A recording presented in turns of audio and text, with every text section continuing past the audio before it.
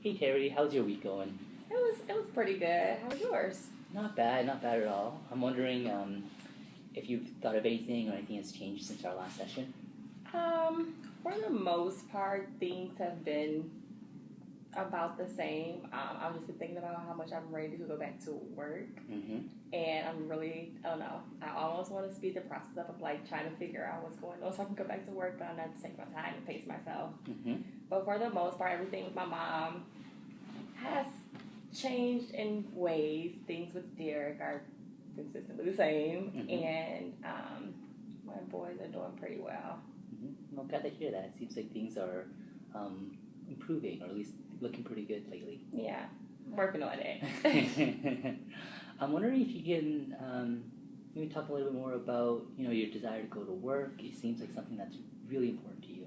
Yeah, I think that was a part of where I pulled some of my strengths from. I really enjoy helping people and being there for other people, and my job in social work allowed me to do that. Mm-hmm. And I feel like I'm being deprived of like this desire to do that, Mm-hmm. but for a good reason. Because I can't properly fulfill my job and like produce quality service, then I don't want to be in this. I know that I can give my clients what they need from me. Mm-hmm. I really enjoy my work, and I really Mm-hmm. pride myself on the relationships I feel with people and the Mhm. narrative exchanges. And not having that has kind of been a bummer, but it's also been a reality check. Like, okay, you have to really get your stuff together right now. Mm. So what you're saying is that you're being able to kind of reflect on kind of the positives and some of the challenges from work, the things that you've been able to do, what work means in your life. I'm wondering where that desire to help others comes from. It's a good question. It could potentially be from my mom. Potentially. I think that growing up, I watched her do so much for me and my sister and really everybody around her and never really want anything in return. And I've always admired that about her. Mm-hmm. And I guess that could partially be where it comes from initially, just something that I've watched her do growing up. And then it just kind of naturally transferred over to me. Mm-hmm. And then and I guess that kind of reflects how I am with Derek in ways as well. Like I am very much a people pleaser, and I want to be able to give as much as I can, Mm-hmm. and I don't quite recognize when I've reached my burnout point. Hmm. I'm wondering if you have any specific memories about you and your mom, and where she's been helping others, or you kind of picked that up from. Well, there are various scenarios of watching my mom help people. I know when I was younger, after my mom and my dad divorced, we had different cousins and uncles who would stay with us for like chunks of time, just so they can get on their feet. And my mom would essentially host them and allow them to stay. They didn't have to pay anything. She just wanted them to pretty much gather their resources so they can get on their feet and leave. And I don't know, our house was like a hotel sometimes, how frequent people came in and came out.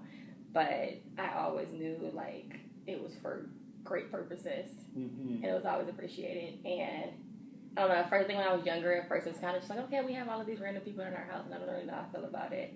But as I got older, I just learned to really appreciate like my mom's giving and caring heart. Mm.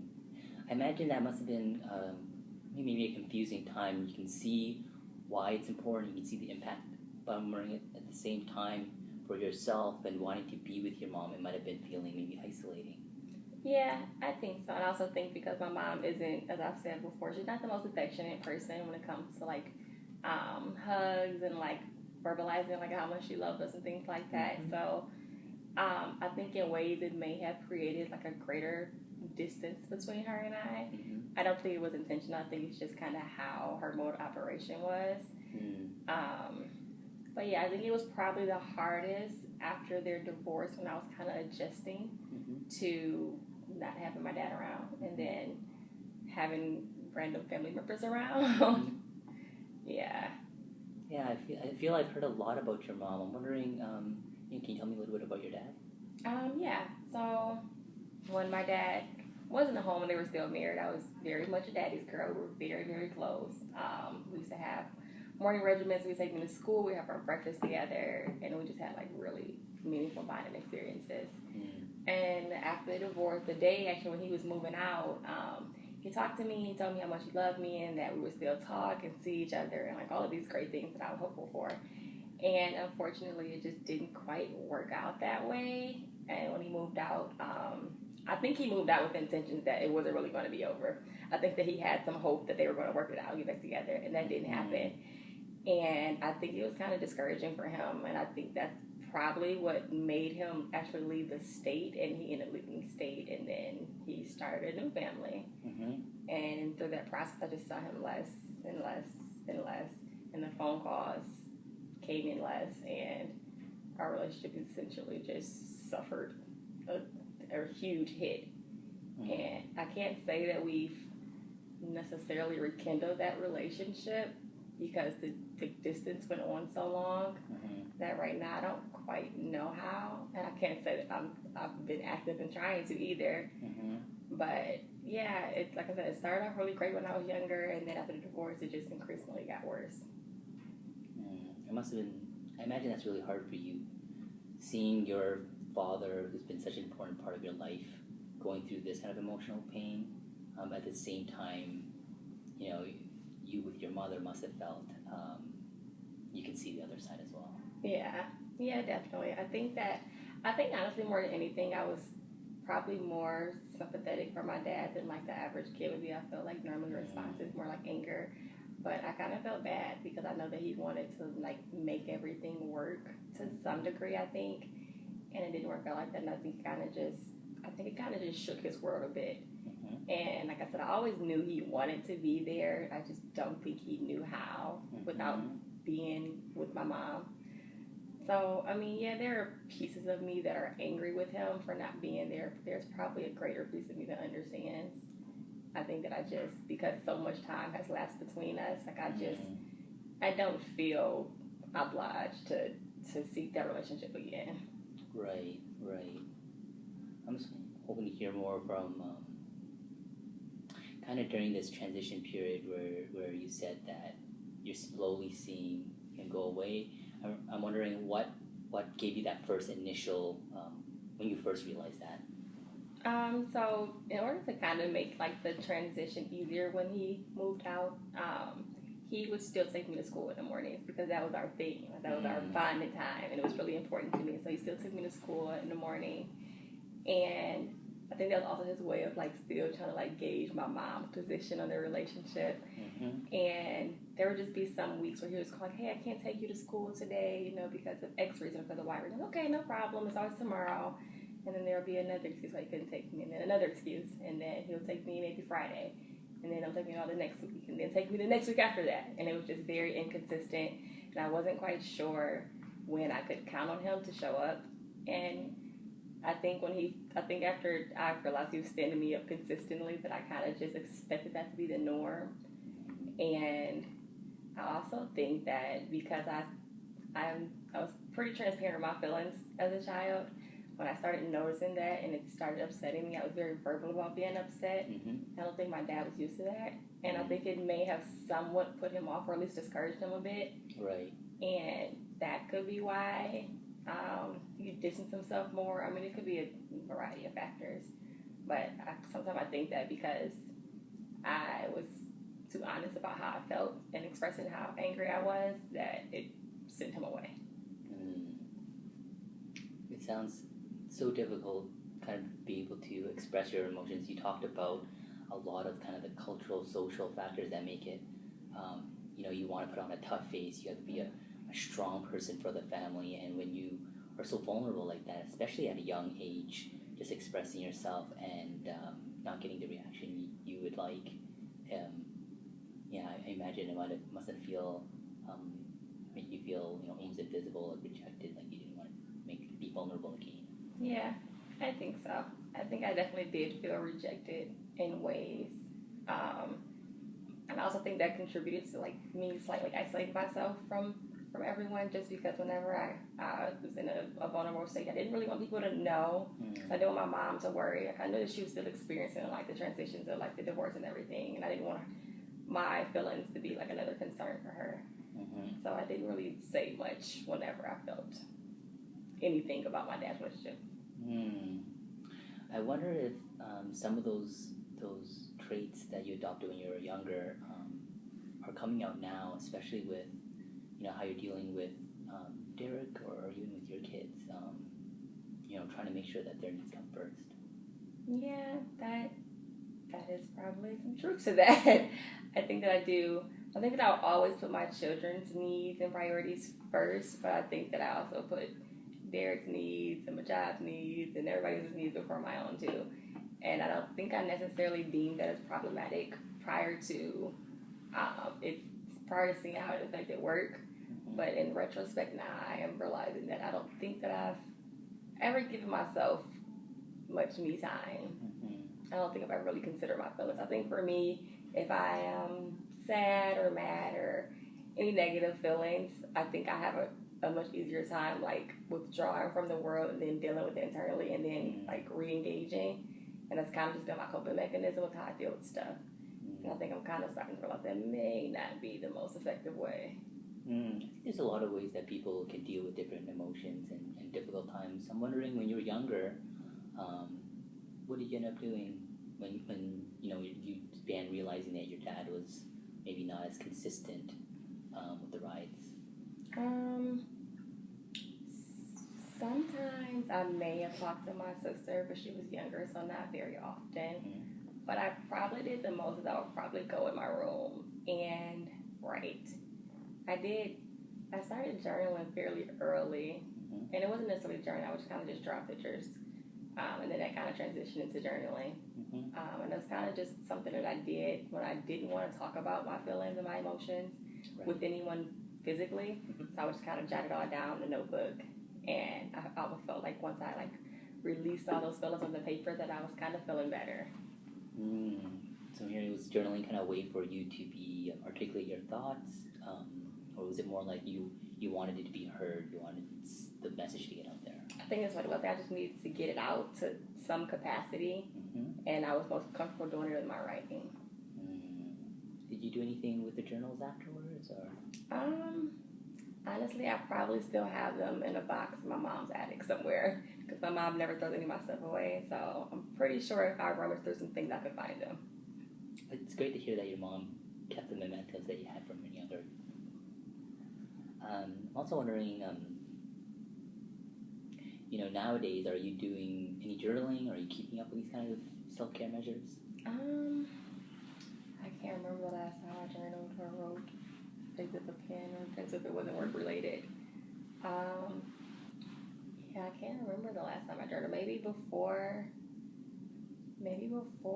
I had children. Yeah, that's probably my earliest memory. One reason I'm kind of asking and pushing a little bit more is I remember you mentioning that you looked up to your mom a lot, and there was a lot of expectations, but you really thought it was great that she presented this image of like a strong black woman, and that's kind of what you're trying to emulate as well. But I imagine sometimes when you're in that position, it can also be a little bit harder because you're by yourself and you might feel lonely. Yeah. So I was curious on ways that you're reaching out to other people.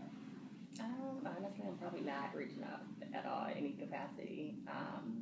I feel like now I could probably make time. I just feel like I don't have time to journal or take time out to do anything to reflect. I just feel like I'm so consumed with the kids and the house and cooking and cleaning and Derek and still trying to somehow please my mom to some capacity. And by the time all that's over, I just essentially fall out and go to sleep and wake up and do it all over again. Well, I remember you mentioning that you sometimes talk to your sister. I was wondering, what's your relationship like with your sister? We grew up pretty close, actually. And we grew up extremely competitive, which is probably a gift from our mother. But it was always friendly competition. It was fun, it was active, and it was just a way that we kind of connected and related. And all throughout childhood and even adolescence, we stayed close until she turned 18 and she left the state to go to college. And I think her being so far away and me choosing to stay home somewhat put a strain on our relationship just because we were used to being together quite frequently. And she went to college, and she wouldn't experience that life. And I was home, experiencing a separate life. And it wasn't that I didn't want to include her or involve her. I just had so much going on like that I wasn't expecting, that I didn't quite know how to include her. And I also didn't want to stress her out because she could be considerably protective, and I just wanted her to focus on school and everything like that. But I know that she definitely would like me to involve her more. I know she would like to be around the boys more. I just kind of feel like my situation right now is a bit too complicated to get people involved in. I kind of need to just ground myself and figure out what's going on. Sure. Before I can really invite anyone in. Sure. Can you maybe tell me a little bit about what it was like growing up together? You mentioned it being competitive. Do you remember a specific, moment when it was like that? We're only a couple years apart, so we were in school together for the most part. We played sports together. We played tennis quite a bit. That was probably our favorite sport, and we did cross country. And even if we're on the same team, it's always a matter of like, well, my time's gonna be better than yours, my score's gonna be better than yours. And I don't know, it was fun. Like that was fun for me. Like I love things where I can be challenged, and preferably when I can win. So, and that was kind of her mindset. And I don't know, we did essentially everything together. We shopped together. We had very similar friends. I don't know, she was kind of like my best friend growing up. But I also think that although we were so close, we still had very different personality traits. I'm slightly more introverted and reserved to myself, and she's like super extroverted party girl. So we differed in those aspects. Yet I think because we were sisters, we still found a way to like mesh. But yeah, we were extremely close growing up. And I noticed your face just really lit up when you talked about your sister. It sounds like even though you guys have different temperaments, different personalities, that relationship was very important when you guys were young. Yeah, we kind of leaned on each other after our parents split, and just made the best of what we could make of it. But it was still kind of periodic because I was, like I said, very isolated. So sometimes there would be months where she wanted to interact and do things and talk, and I just really wanted to be left alone in my room. I imagine that time is difficult. There's so many emotions flying around. It's hard to care for yourself and other people you care about. Yeah. I'm wondering, you said that mornings were your kind of time together with your dad. What about your sister? Where was she? Was she in the car with you guys, or?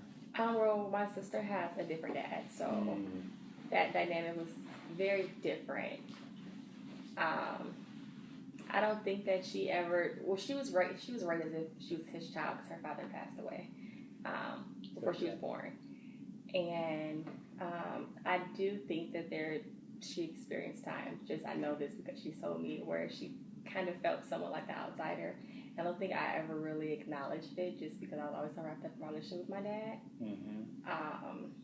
And I mean, she was around for sure, but I don't know. I think it's crazy to think about it now because I honestly can't remember the dynamic of the relationship that well.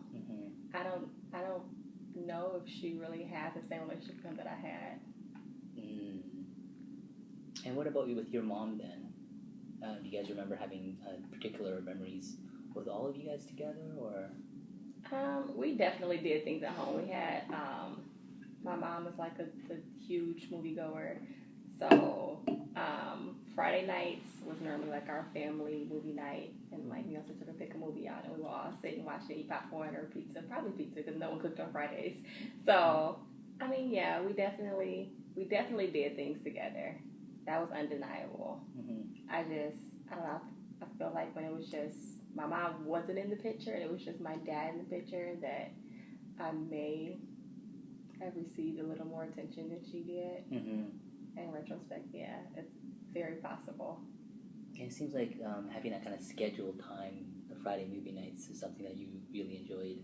Yes, very much. Is there a particular aspect of that you liked? I think that it was just being with everyone together. Like, I felt like Fridays was like at the end of the week, everyone was kind of unwinding, and like I knew that we could have like uninterrupted time together. So I can count on like my mom, my dad being stationed somewhere and not thinking about work somewhere else. So it was just something I appreciated. And also, I think just like I said, it being Friday, the end of the week, it was just, I don't know, I just had pretty much ingrained in my head, like, this is what happens on Fridays. Like, so it seemed like you really enjoy the kind of the stability of it as well. yeah. And even after their initial split, like, we still did our Friday movie nights for a bit. Mm-hmm. Do you remember when and why it ended?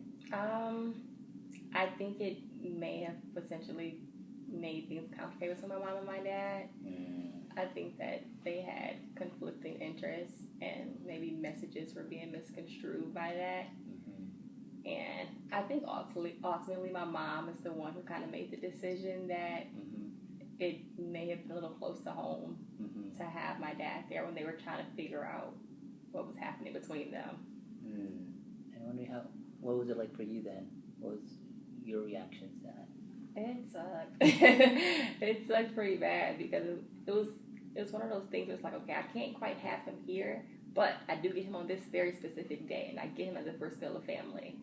And when that was removed, it was just, I think that was kind of when I realized, like, this is probably going to be it.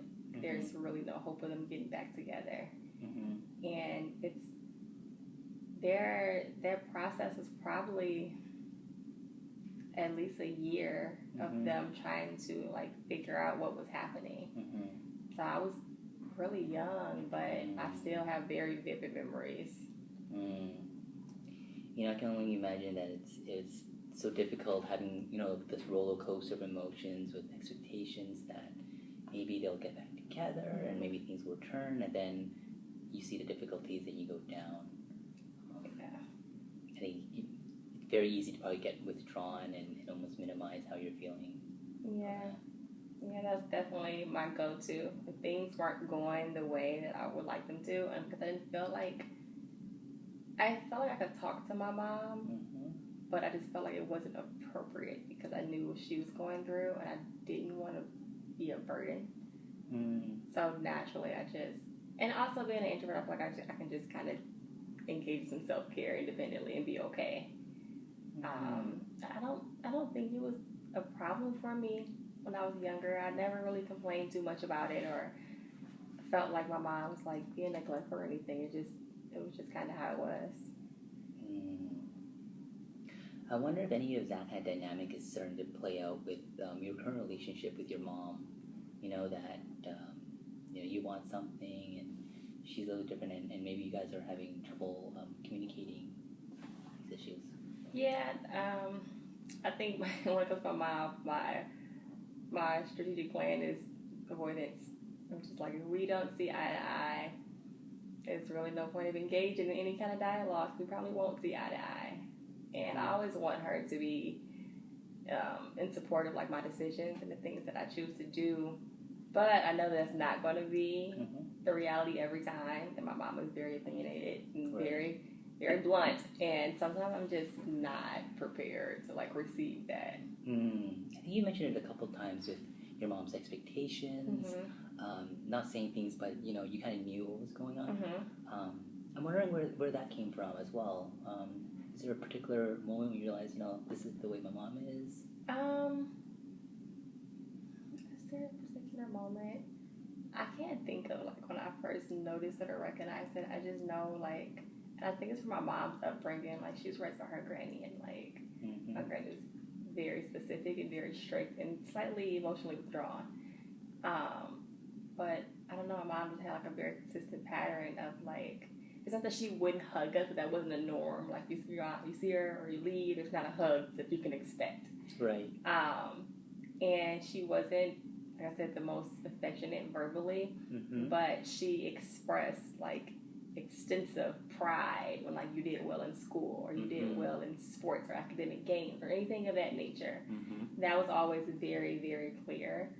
And the manner in which she wanted to support me and my sister and, like, our well-being being important to her was always communicated very clearly to us. She just wasn't the sappy, sentimental type of mother. Like, she was just like, this is what I expect of you. But I don't know, I feel like when we had conversations about, like, how she felt like I care about you guys, we had them, but they were still very stern. But we knew how she felt about us, and we knew like the way she interacted with us was a result of how she was raised. Right, right. I mean, have you had a chance to talk with your mother about maybe how you're feeling, or trying to push back, or talk to her a little bit more about disagreements that you might have in points of views? I think it's a lot easier when it's like general conversation, general topic where we don't necessarily see eye to eye. But when it comes to like my personal life and things that affect like my ability to thrive and excel, then I avoid those conversations. Especially when I feel like I'm kind of in control of like the way things are affecting me, and like I know how she's going to see it. So when it comes to like that, like I don't want to disappoint her, so I just try to avoid it altogether. For me, that's very curious on, why you're trying to avoid, or I'm trying to understand a little bit more about, if there was any particular thing that kind of sparked that. Maybe we can come back to that issue at a future time as well, if that would be better. I could definitely think about it. I'm trying to see if I can recall a specific time that made me feel like I can't disappoint her. A part of me feels like I just felt like after my dad was like really out of the picture, I just assumed this role of like being like the stoic one in the house, so that people could kind of like lean on me when necessary. Because I felt like that was kind of my dad's job when he was there, and I just kind of felt like I just almost voluntarily just tried to fill his shoes in that capacity. Right. And my mom never remarried or anything, so I don't know, just kind of a responsibility I felt like I needed to take on for her and for my sister and for myself. And I kind of feel like that is, in some, a large contributor as to why it is how it is. What a massive responsibility for someone so young. Yeah. But I know my mom, I knew she grew up without her dad or her mom. And I always thought about like the emotional burden that she has to experience that she would never say to us, but I know she experienced it, and I just wanted to do something to like try to take the load off her. So there were times my mom, even as strong as she is, she had her breaking points and her weak moments, and I was always there to kind of be the shoulder for her as much as she would allow me to be. I wonder if anyone's playing that kind of role in your life at the moment. Probably not. Probably not, but I don't think it's because I can't depend on someone in that role. I think it's just because I don't want someone in that role. I don't want to be vulnerable to that extent. I feel like it makes me uncomfortable. It doesn't feel natural to me when I am expressing myself, or like feelings of sadness or anger or grief or anything. It just doesn't feel natural to me, so I have a really hard time doing it. That makes me think like for your kids, we talked about your expectations with them and what your hopes are for them. Do you have an imagination of what you'd hope that they'd become like? In general, just as men, or what's your expectations for them? For your oldest as well as your youngest. Right now, because they're so young, I really just want them to be happy. I want them to have fun. I don't want them to feel any pressure. I don't want them to be affected by what mom has going on. I really want them to thrive in school. I want them to have great, functional, healthy social relationships. And I just want them to just be open to explore the world. I also want them to be extremely focused, because I feel like raising African American men in America is a very special task. And I want them to be aware and to be conscious. But I just really want to see them thrive in the world. I think there's a lot of like cultural and social historic undertones that really affect that. I'm wondering if there's anything that's a particular concern that kind of worries you, or you'd like to talk about. As far as them growing up? Them growing up in America, growing up with all these different expectations. I think my fear right now is being not having their dad around to help raise them, because I feel like he is a really vital aspect in their life, and I don't think he recognizes like a lot of what I do to try to make our relationship work is for my children, because I really want them to have him around, and I just fear that I am going to be inadequate in areas and raising them because I'm a woman, and outside of their dad, I don't have any male role models to present to them to kind of guide them. So it sounds like you're worried about their future, and you're not quite sure how to get that support. And the more I think about it, the more it just becomes exhausting, and like I don't know. I try not to give it much thought just because I just really start to feel defeated and slightly helpless, and I don't know. I really want to be able to give them what they deserve. So it seems like there's mixes of feelings of how it makes you feel, but at the same time you want to make sure that your children kind of have that best future. Yeah. I'm wondering, what role do you think would you like Derek to play? Well, it would be great if he would just be present in their lives. If they could consistently see him at home and not just question and ask mommy when daddy's coming home, because I don't have an answer for them. I would love for him to be active in their school, take them on field trips, play sports, or anything that interests them. I just want him to engage with them and get on their level and show that he cares about like their interests and their likes. Right. And I think you mentioned that there's things that he can offer that you would not be able to offer. I mean, as a male role model. I'm wondering, is there particular, is there something there? Is there a particular expectation that you think is missing? From Derek? Kind of what you would hope that if Derek was in their lives a lot more often, what it would look like for your children. I think it would just create a even balance for them. Like I said, I think for me it's more so about the consistency of having both parents around. And I mean, selfishly, I would like us to work in general so that I can keep my family together. But yeah, I really just want him to be an active, engaged parent. Like the boys are so young, and there's so much I'm sure he doesn't know about them already. And I think that's extremely problematic in itself. And like I said, I really want him to be an active parent. I'm not sure I mean, there's places that he can contribute as a father, but I don't have like certain things that I just specifically want. I just want him to be like a great role model and want to be a part of their lives. And it sounds like right now it's such a period of changes and transitions. I'm wondering, when you first had your children, did you have specific expectations, and if those have changed at all?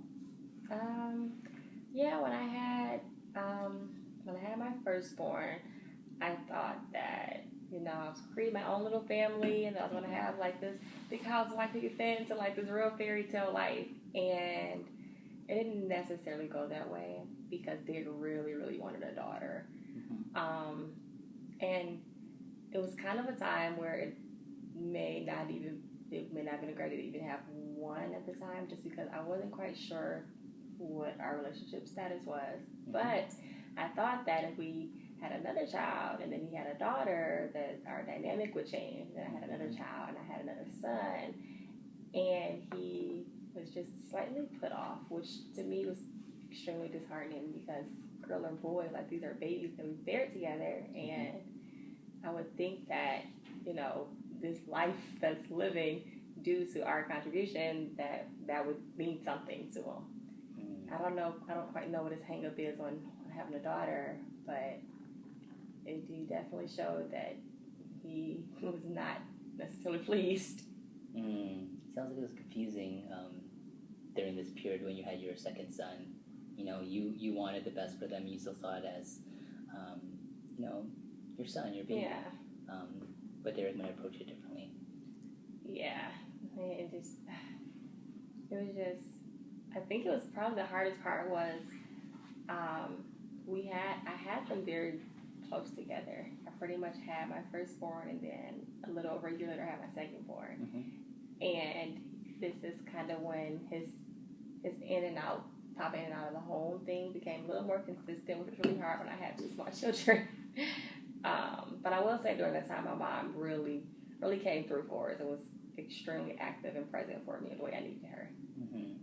And tell me what she was doing. She was just constantly there. I was a first-time mother, so I didn't quite know how to parent properly. I didn't think, and then I had two infants at the same time, and she just really came whenever I needed her. She gave me all of her parenting advice. She told me, she helped me dress them, she helped me shop for them. She pretty much bought their entire room set. Like, I don't know, she was just supportive in like every way that I needed her to be supportive. So it sounds like she was a big financial and emotional support. Yeah. During this period. Definitely. I'm wondering was there any changes between when you had your first son and your second son? Between you and Mom? Just in general in the household. Sort of, kind of, because our firstborn was premature. He was premature by a couple of months. And I think that Derek was probably a little more involved because he was afraid, because he spent so much time in the hospital.